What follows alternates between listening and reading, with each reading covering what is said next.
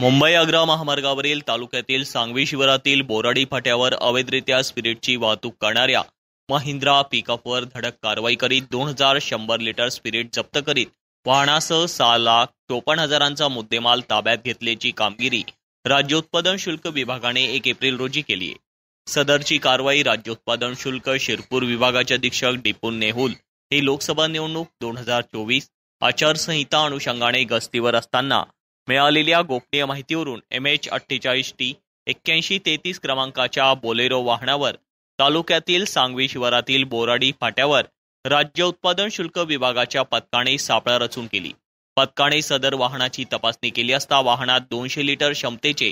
10 plastic ड्रममध्ये 2100 litre spirit अवैध वाहतूक करताना आढळून आल्याने पथकाने वाहनासह 6,54,000चा मुद्देमाल जप्त करीत वाहन चालक रामेश्वर कैलास गायकवाड उर्फ पप्पू गायकवाड राहणार सांगवी तालुका शिरपूर जिल्हा धुळे याला ताब्यात घेत त्याच्या विरुद्ध गुन्हा नोंद करण्यात आलाय. पुढील तपास राज्य उत्पादन शुल्क शिरपूर विभागाचे अधीक्षक DP नेहुल करीत आहे.